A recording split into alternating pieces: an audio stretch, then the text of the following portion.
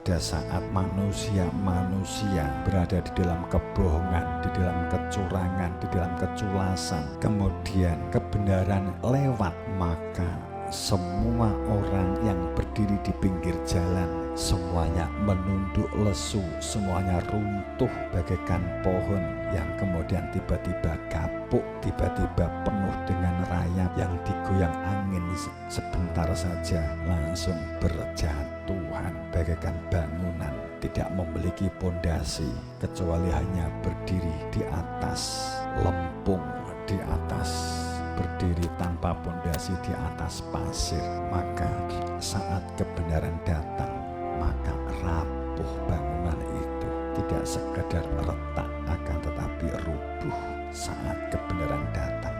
Saat kebenaran dianggap tidak akan pernah datang, merasa kokoh, maka memperkuat eksistensinya, memperkuat sistem ilusinya, sehingga konsep tentang surga, neraka, konsep tentang dogma, tentang doktrin, tentang indoktrinasi yang dilakukan generasi ke generasi subur berkembang sehingga menjadi budaya tanpa akar kebenaran, menjadi budaya tanpa akar keimanan, menjadi budaya tanpa dengan akar fakta kebenaran iman, budaya tanpa iman dalam persaksian, kecuali hanya kepercayaan, pasti runtuh, pasti terkapar saat kebenaran diungkap. Jika kita berada di nuansa kebohongan, kamu bisa merasakan kita menjadi orang yang rapuh.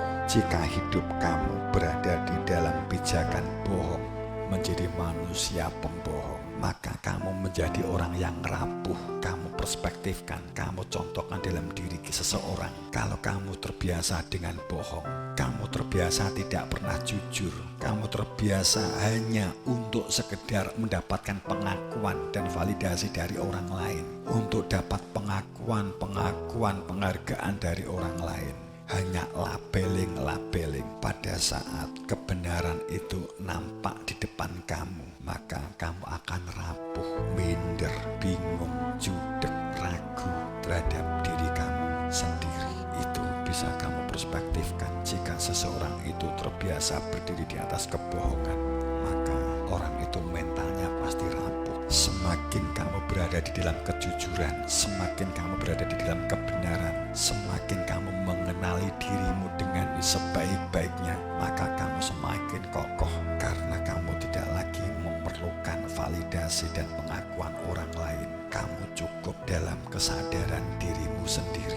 Jika kamu masih menuntut pengakuan orang lain, masih menuntut validasi orang lain, berarti kamu belum mengenal dirimu dengan yang sebenar-benarnya. Ini untuk menjadi kaca musuhmu. Kamu pandang bukan sebagai musuh, tapi pandanglah sebagai cermin kehidupanmu. Dunia bukan sebagai lahan perang, tapi sebagai taman belajar saat kamu mengenal dirimu dengan baik. Kemudian yang kedua, karena tadi banyak yang baru, keberadaan konsep tentang jati diri. Tadi saya di awal, di pertengahan saya mengatakan dunia ini penuh dengan simbol, dunia ini penuh dengan status. Kamu hidup banyak dituntut kalau sekolah oleh prestasi, kamu dituntut oleh kebutuhan dan seterusnya. Saat kita salah orientasi yang ada di dalam batin, karena orientasi itu apa yang ada di dalam batinmu, orientasi itu apa yang ada di dalam benakmu, orientasi itu apa yang ada di dalam unek-unekmu yang di dalam dada ini. Semua nabi rasul keberadaannya adalah supaya unek-uneknya umat manusia, supaya batinnya umat manusia, supaya hatinya umat manusia berada di dalam cahaya dan hidupnya tercahayai, sehingga terang hidupnya. Dirinya lah untuk dapat adanya benih yang dapat dinyalakan, yang dapat menghidupi dirimu. Saat benih ini tumbuh, maka akan menggerakkan akalmu, akan menggerakkan potensimu, akan menggerakkan dengan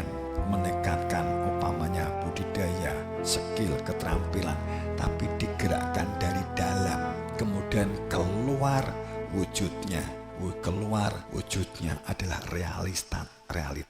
realisasi pemberdayaan dan budidaya dari dalam keluar, bukan dari luar ke dalam. Saat kamu berjalan di dalam gelap, kemudian ada cahaya di sampingmu, sehingga kamu berjalan karena senter, karena cahaya dari luar, tapi kamu mengira mendapatkan cahaya, kemudian bangga dengan cahaya itu. Itulah material, itulah dunia.